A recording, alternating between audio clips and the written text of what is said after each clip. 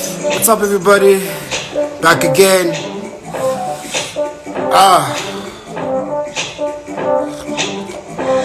There we go. Otherwise, how's it been, man? Mr. Vuyo is here. About to chop it up with him.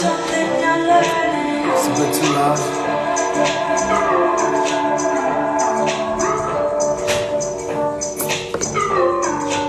Fit it? There we go.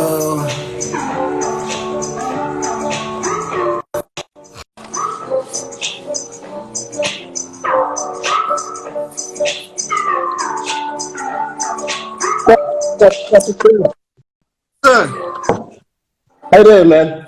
I'm good, man. How you doing?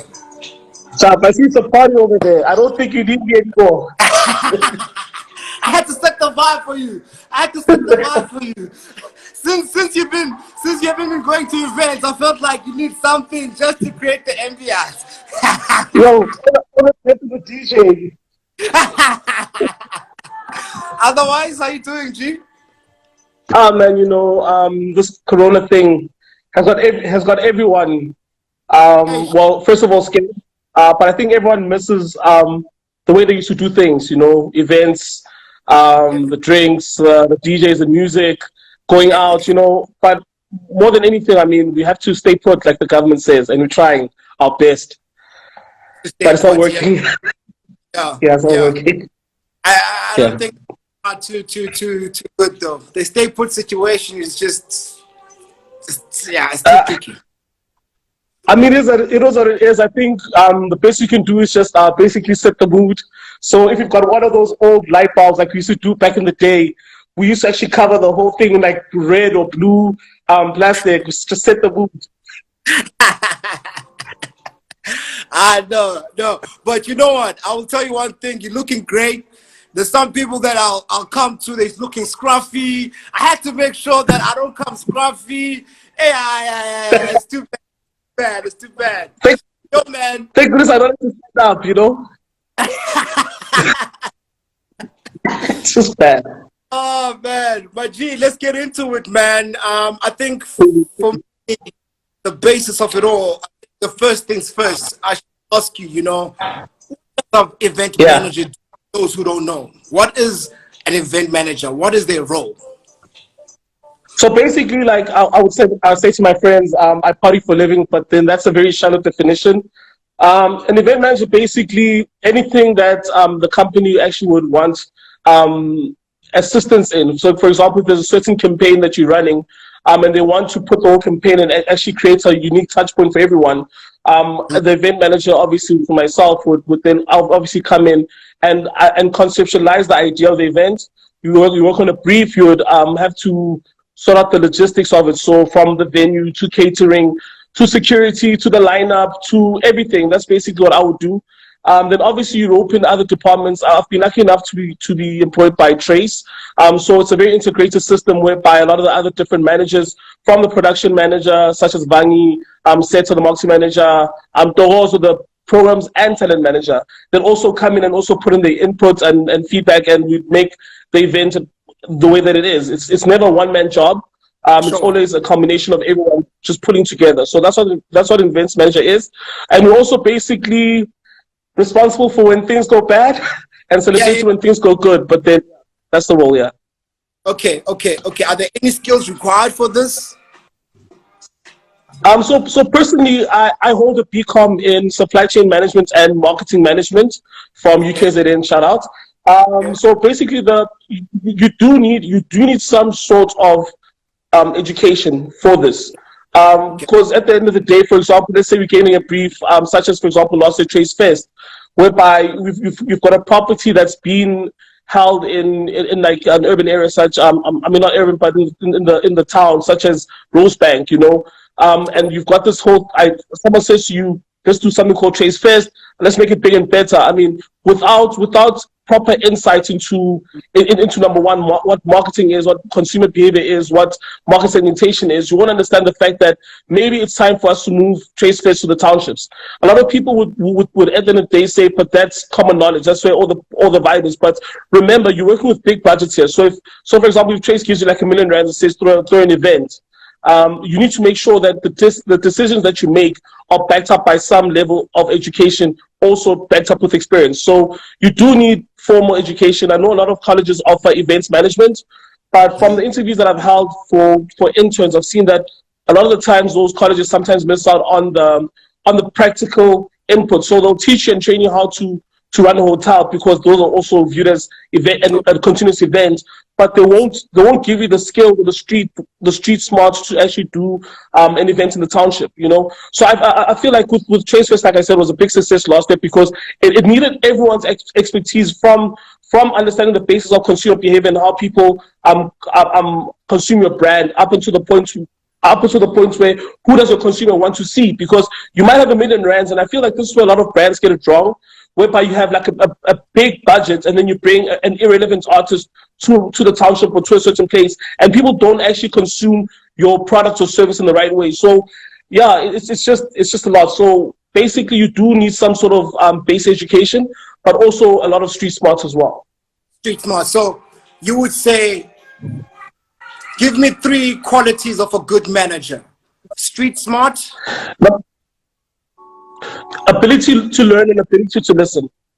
Ability to learn and ability to listen. Those are the 2 key points of a good manager. You know why? Because look, at the end of the day, if you're managing, it doesn't matter what you're managing, and you're not able to listen, you end up coming off as a person that's a know-it-all. And I think this is one thing which I communicate a lot in the office, and sometimes they might forget, but I communicate the fact that I don't know everything. I come with what I know, yes, but then I'm willing to learn the process in terms of like how production works, how finance works, how even sales works. Because at the end of the day, if I understand how everyone else is working and what their jobs entail, it's easier for me to actually then get the results that I would like to have out of my projects. If I do not have the ability to also listen, it means that, for example, my intern Anati, if he comes up with a great idea, if I think I know it all, I don't want to learn, then I won't be able to listen to Anati. I mean, I worked with Anati at another previous company, but the ideas that come out of interns, I think that's what we also miss, is the fact that in marketing, we think that we know everything, whereby then we go out and do this, we invest in so many researchers and everything else, that we forget that our interns are also consumers of the brand, and they come up with some really dope ideas. So for me, number 1, be street smart. Number 2, be willing to learn and also be willing to listen. Okay. I got that. In case I want to go into events management, I will make sure that those are the 3 things that I love too, you know? And so I want to talk about now the 5 C's of an event, right? So when you guys are sitting and whatever brand, or you guys get the budget from concept to to control, you know, to the close out, what is the process? So basically, number 1, not going to go through all of them, but basically when we receive a brief, so I don't want to talk about a campaign if that. I won't say the names of the brands because they're not paying me. But either way, so when you get when you get your first brief, the first thing you need to know is that, number 1, you have to make sure that the brands align. That's the first thing. Number 2, you just need to make sure that when they align, whatever concept you're coming up with, the message that the particular brand is wants to bring across isn't lost in your excitement because now you've got a certain big budget. So, for example, let's do, for example, with House of Trace, which is one of our flagship properties at the moment. Let's say brand X comes through and says, "Vuyo, I'm an alcohol brand. I want to communicate A, B, C, and D, and here's your budget that we're giving you." Number 1, you look and say, fine, it's that budget's going to cover production, whatever it is. But then at the end of the day, what is that brand wanting to do? Are they just going to put a logo on the screen? Or do they want to also have some sort of unique interaction with the user? So a lot of the brands, for example, alcohol brands, would come in and say, we want to have our logo placed on the linear platform, which is TV, as well as on digital, whatnot. That's great. That's easy to do. But at the end of the day, we then look and say, fine, how else can we make sure that we communicate this brand effectively to the end user? So whether it's through integration with the talent on screen, whether it's through certain particular amazing moments, for example, like with DJ Somebody, what they did basically was to get a what you call it, they got some chefs to come in to pair some of the drinks with the food, whether it's a barman coming to do cocktails with the stuff. But more importantly, how else can you make sure that that brand, that particular the product which that particular brand is trying to communicate, how does it land into the user's hands? So we found out that in terms of competitions, they do wonders. Giveaways, they do wonders. And it's one thing which I don't understand from people is that even when, for example, certain brands interact with a particular channel, TV channel or radio station, and then there's a competition, people don't enter these competitions, and they forget that at the end of the day, it's sort of like the brand's trying to give back to the viewers.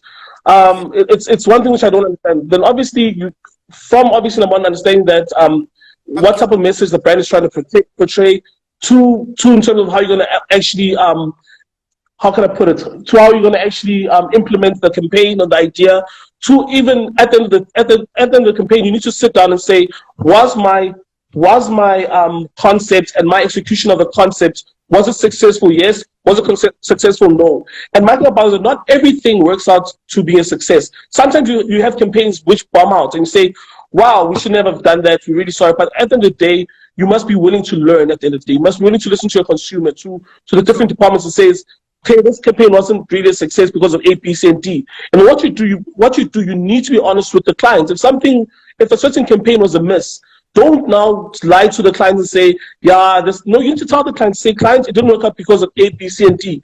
Because I think clients also appreciate the fact that you're able to say, this didn't work out, this didn't work out. So when they come back next time, should they come back, they understand that you've already sorted out all those problems. At the end of the day, the next campaign you're going to run is going to be a success. Sure. No, I hear you. Yeah. Unclear. Because I was actually going to ask that, what happens when the event doesn't go as planned, the way that you guys would want it? What are the is it brand that gets into to be at fault? Is it Trace, or do you guys come to a conclusion that, okay, you know what, it didn't work out for both of us? So I think the one thing which I mean, there's a particular brand we worked with over the past year, whereby it's an exciting brand. I love the brand. I think it's amazing. But the problem is that you don't have what the brand wants to achieve is not necessarily what the brand can achieve. Mm-hmm.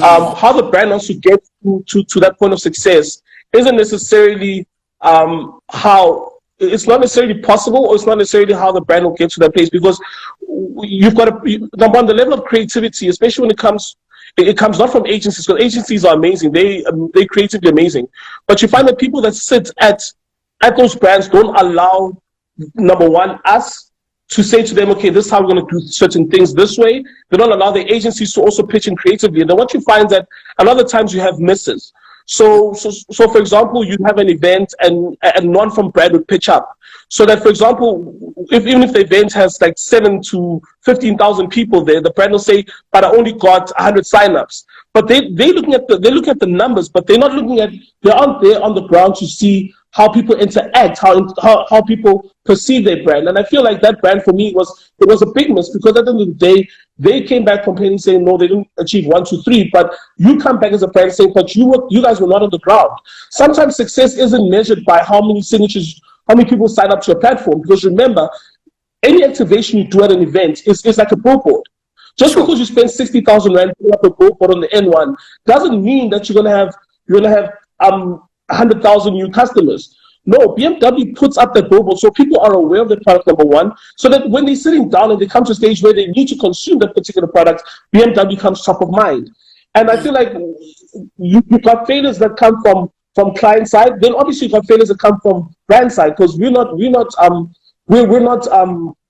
immune to making mistakes. Sometimes when the brand makes mistakes, you come out and say, look, I've made a mistake of A, B, C, D. Sometimes, most of the time, it's caused by, number one, that you didn't see something in a certain angle. That's why, for example, the planning phase, the creative phase, phase, the brainstorm sessions that we have are important because at the end of the day, that's where you're able to see, fine, can I navigate out of this way? Can I navigate out of this way? And without those sessions, then when you fail, it's basically your fault. But when you have everyone coming together, pitching ideas, it's room for failure. It becomes very minimal.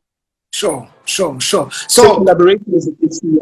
with all of that then being said, how would you measure a successful event? For you, what's a successful event, basically? So number one, number one, that no one's been hurt by anything. No one dies. I think that's the most important thing. No one dies, but especially like, for example, I'll give you an example. I'll give you two examples.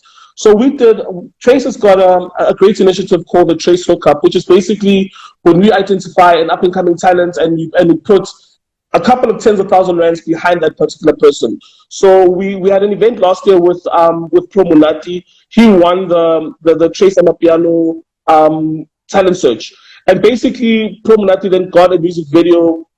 We gave him a music video. So we shot the music video. We sat down with his team, brainstormed and everything else. And then when we were about to launch the music video, we had a great event at Onyx in Santon. And we had invited a lot of media, but unfortunately, it was on the same day as the premiere of The Lion King. So that event wasn't packed out the way. That event was not packed out the way that it was supposed to be packed out.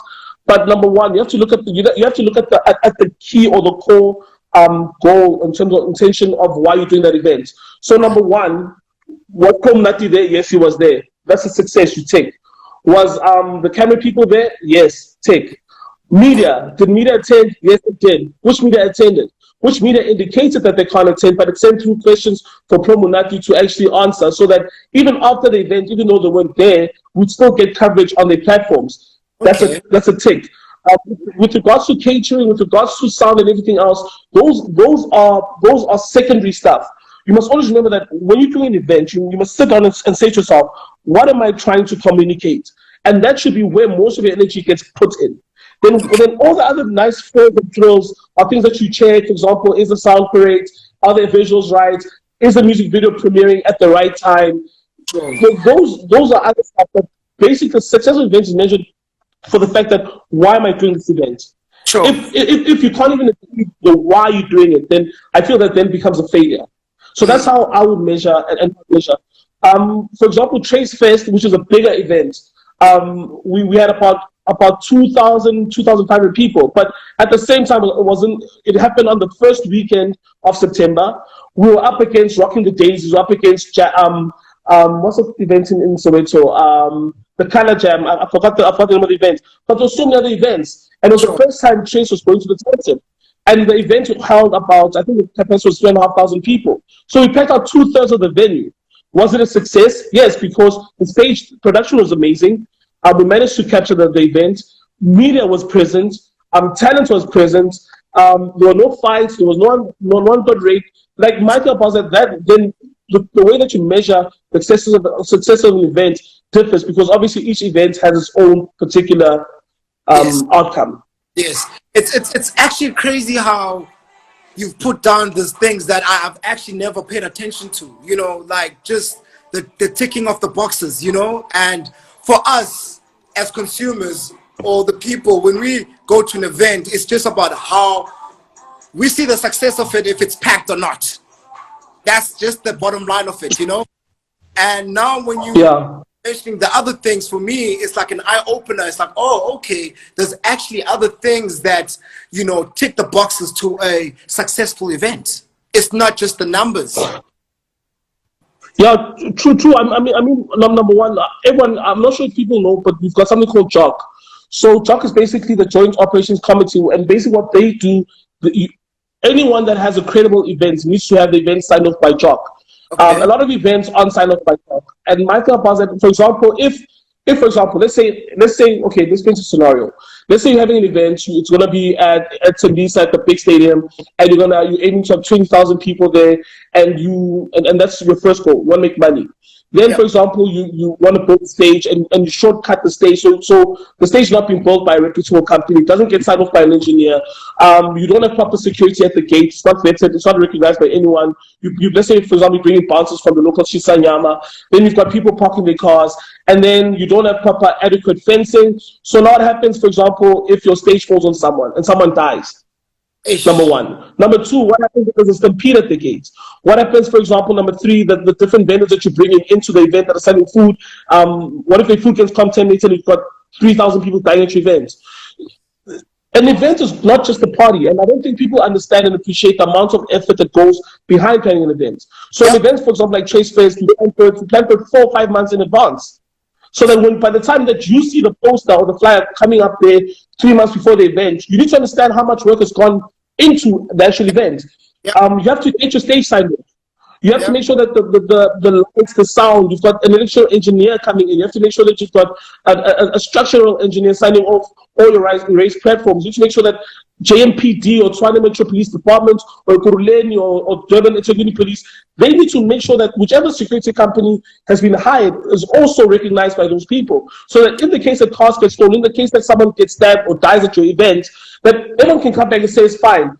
Did the event planner put in the correct measures to make sure that these things will not take place? And I kid you not, we were at H2O last year and something happened. And when someone's stuff gets stolen or someone gets stabbed or underage, even underage kids coming to an event, then Jock sits down and says, no, but you have not adhered to A, B, C, and D. And then next thing you know, you can't do an event.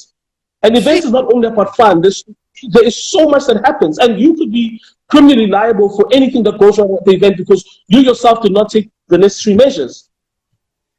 Like right now, I'm just blown away by the information that you're giving me. It's actually so, it's crazy. It's crazy, man. It's crazy. I'm really thankful for us conversation, and I think it's gonna be, we now as the people, as the consumers, we're not gonna always put the pressure on you guys, because the amount of pressure that goes through that, it must be insane. Because you want it to be perfect for the, you know, so it must be crazy. It must be crazy. But what we're talking about, the downfalls and what could happen at a, you know, with an event. But for you, what is the best event that you've done thus far with your career that everybody was ticked and you got up the next day and when they were clearing everything and you were resting on your bed and you're like, yeah, this is the event? I think without a doubt, I have to say it was Trace Fest. Okay. Yeah.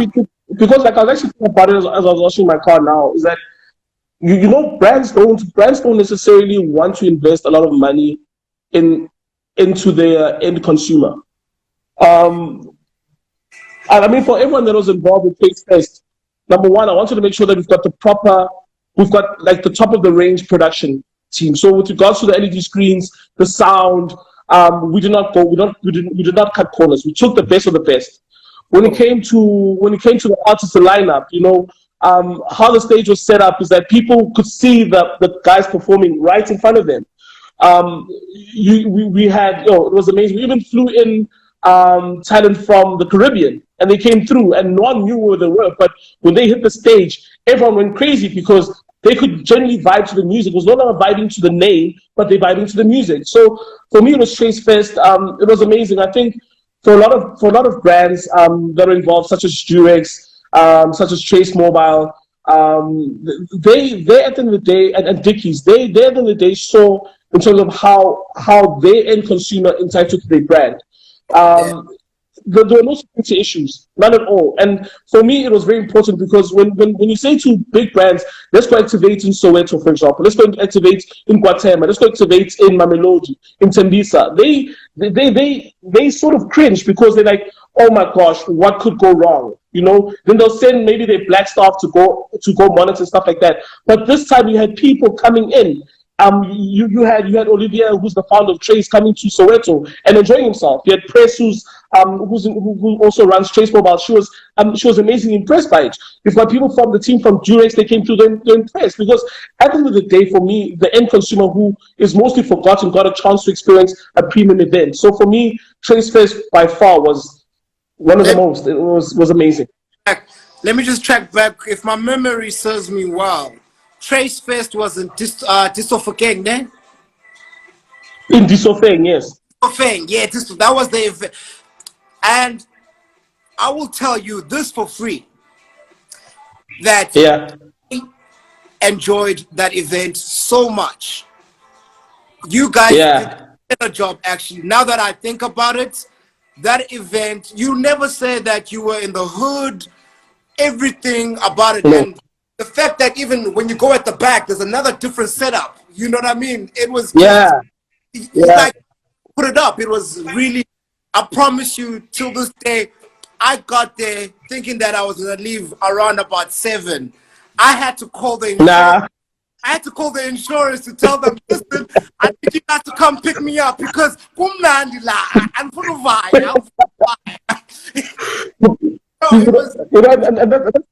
Good event. Yeah, and then that's one thing.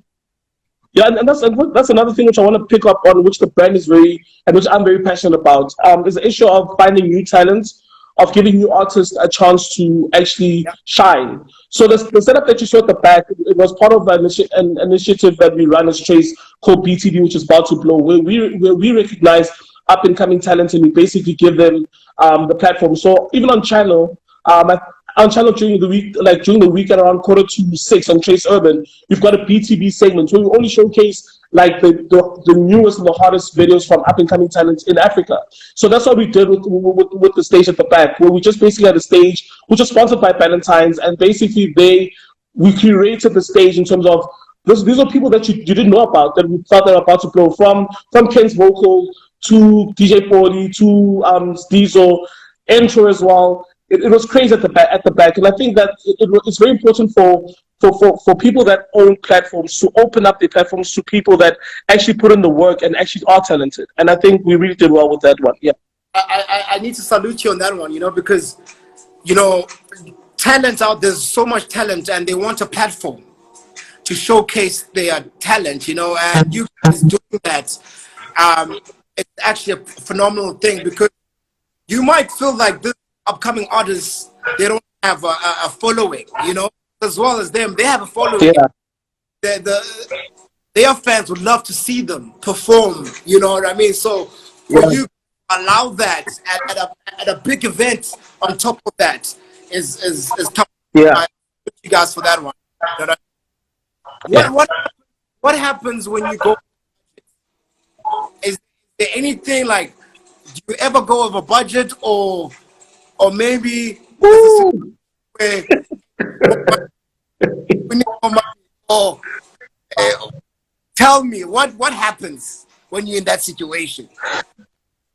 Oh, when you go over budget, guys. So we always go over budget, but I think I think a good So when you drop your events budget, obviously you'll have your fixed costs, such as, for example, your stage and everything else, and you'll come out and say, fine, this is how much my event's going to cost me, and from this event, this is how much income I'm going to generate. So you already know well in advance if you're going to make a profit or loss. But most of the time, you find that when you do your P&L, you're sitting with Valentina and Natalie, who also who run the operational aspects of Trace, and you sit down with them and you prepare your budget, which also takes like a good 2-3 weeks to get through. They sit down and say, fine, you've done this, you're going to make X amount of money from the event, and then up comes a certain performer and they say, guys, listen, I'm coming with a full 6-piece band. Now all of a sudden you have to now get instruments, you have to make sure that your tech riders are okay, you need to make sure that now your hospitality riders are okay, then you can go over budget. Or on the night of the event, everyone's so happy that, let's say for example, we go over the bar tab spend because someone else came through that was not really invited, but because they heard the party was amazing, then they pull through, then you go over budget. Or for example, there's a certain thing that you guys forgot about, or a certain supplier forgot to invoice you for, and now it's coming in as an additional cost. So you do go over budget, but in your profits and loss document, which is called your P&L, before you do your event, is that you do allocate a certain portion for stuff that you, for unseen expenditure. Okay. So normally we do put it in at like between 15 and 20% of the budget. It's just money that's there just in case you do go over budget. And other times when we do go over budget, we end up having to sacrifice stuff from future events. But I think we really have big issues, but then it's probably planned for before the event. Okay. Cool, man. So, with everything that's going on now, man, like, where do you see the future of events right now? I'm concerned. I think, I think that Corona came as a blessing in disguise. Okay. Because a lot of people are comfortable with how they did events. I think people assume that just because you've got a stage there and you've got certain DJs there, it was good enough. I think what Corona did allowed number one, artists to have more power and the same with regards to how they distribute and how they are in control of their music. I think it also leveled the playing field because now, AKA going live on his Instagram, the artist also has the same instrument that AKA, for example, would have, so that he's also in charge. He doesn't have to go left and right and beg a certain promoter to put him on his channel now, or on his lineup. Now that the playing fields are levels when it comes to artists. When it comes to people that actually conceptualize events, for us, it's allowed us to be more, think like to invest more thoughts in terms of how do we make sure that we also create events that a consumer would actually tune into, because now we're competing with YouTube, we're competing with other channels such as Channel O. Because if I say to you, I've got an online event, I can't charge you the same way. So now the question is, how do I then generate revenue from those events? Because when a sponsor comes on board and says, look, I don't have money to pay for A, B, and C, D, you have to make sure that whatever solution that you have for activating a brand is going to be you. I almost swore it's going to be really shit hot. You know, it's changed everything. I mean, I was sitting with an event. We were sitting with an event right now. Sorry, we're sitting with an event right now. I can't say who it's by, but it's gonna change the way that we do events. It's amazing. But unfortunately, you have to have the cities. You have to have JMPD. You have to have Cape Town. You have to make sure that Durban, all the authorities sign on to this thing. Because now we're looking at ways on how do we create events that, number one, are socially responsible and adhere to the fact that people are dying. There is a coronavirus. The face of eventing, even if for example, they say there's a vaccine tomorrow, people will always be worried because there are new strains of flu coming out every single year. Yeah. Like how do you put measures in place to make sure that people don't die from attending events? So I think events will never be the same. They will never, ever, ever be the same. I think people will have to seriously dig deep down into their creative vaults and come up with creative ways of doing events. It's going to be totally different. It's going to be so different. Snap. So it's back to the drawing board, basically. We've been drawing. I think we're almost reaching the Mona Lisa.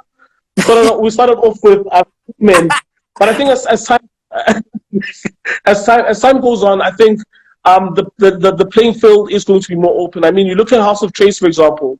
You look at some of the talent that's been there. I mean, we started off House of Trace in partnership with Waltz Music Group, which basically champions and spearheads the Amapiano movement. Shout out to Newa for that. We had Vigor Deep on that. We had Mduva. We had Buhle. Buhle right now is exploding in terms of her talent. You know, House of Trace opened the doors and said, look, in as much as we want to have a Muzi on channel, can we have an Indigo Stella? Can we have someone like Jimmy Landros who's actually bubbling under? I mean, he's got massive views, over 100,000 views on his YouTube videos. How do we give those kids a platform? And I think that events are going to be open because now you're gonna see an explosion of talent. You're gonna be exposed to a lot of people that you didn't think existed. And I think what it also do is actually bring everyone together. So a DJ in Zerast and a DJ in Lebohome and a DJ in Mkhabelinga and a DJ in Gaborone, they'll be able to now have a proper platform to showcase their work. There's no middleman. You own your platform. You own your billboard. You own everything. Yeah. So events are going to change for that. Yeah, I think for artists, for upcoming artists, it's really gonna be a win-win situation for them. That's Yeah. something, man. That's crazy, man. But my dude, I appreciate you for giving us this time. All the best with that Whole day. project that you've been working on. Um, Hey man, I'm excited. I'm excited. Yo, people aren't ready for this one. I'm so excited. I just hope the city sign off. They must just sign it off. can you give us something that could? What is it that you're planning exactly? No, I think one thing that's very important is collaboration. So with eventing, it's very important to also collaborate with other promoters, other organizers that have also been successful in what they do. I Okay, think I can't say much. I'm not allowed to say. I signed an NDA, but it's I'm it's trying. it's gonna it's gonna be proper. Okay, okay. I trust it. Yeah. I'm trying to let you just spill it out. Just something. Give me something. Yeah. I'm too young to go to jail.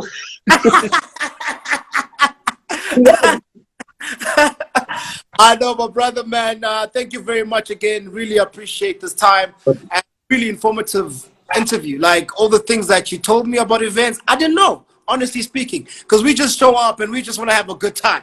That's it. You know what I mean? The other factors, I don't Yeah. know. And even after the event, because after the event, you still need to go check the Cool. venue, make sure that everything is. Ah, You understand what I'm saying? So, ah. Woo. guys, you start 3 months and you rest on the Monday, basically. You know what I mean? What it's on to the next it's on to the next thing. And I think what's very important, which is the last thing which I want to add, is that at the end of the day, when you're doing an event, you need to always remember that it's not about you. So people's lives are in your hands. And you must just make sure that whatever you do, don't cut corners. Don't cut corners. Don't lie to people. If you say Boit is coming, you better make sure that Boit is coming. Sure.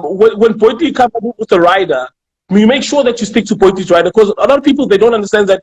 For example, if Boit is supposed to go somewhere, for example, and I'm just using it as an example because I totally love the music, is Yeah. that if Boit comes to you and says, guys, you need to make sure that the stage is a certain dimension. You need to make sure that you've got this type of alcohol and whatnot, because you're not doing it for yourself. You must stick to the artist writers, stick to the artist technical writers, hospitality writers, because when an artist doesn't get those things and they refuse to perform, the event organizer will be quick to say, yeah, the artist didn't perform because they did A, B, C, and D. And they'll never say to you that the artist didn't perform because I didn't honor A, B, C, and D of my contract. So if you're an event organizer, don't cut corners. Okay. Respect the talent, respect the people. Yeah, that's very important as well. Yeah. Okay. Now, thanks so much, G man. Thank you very much. I appreciate you. Stay safe out there. Stay wearing your mask. You know what I'm saying? Inshallah, I almost word that. believing. Yeah. Have We a here. We here, my friend. We here. We here. Thank you. oh, shit. No, Thank I'm throwing this away. How you gonna come with the Louis Vuitton? Bye bye. you. That's me with the Thanks for mask. your time. Thanks, man. Sharp. Thank you. Yo, man, that was Vuyo from Trace, events manager. Really, really dope conversation, insightful conversation. I hope you guys learned a few things or two. All right? Have a good one. Bless.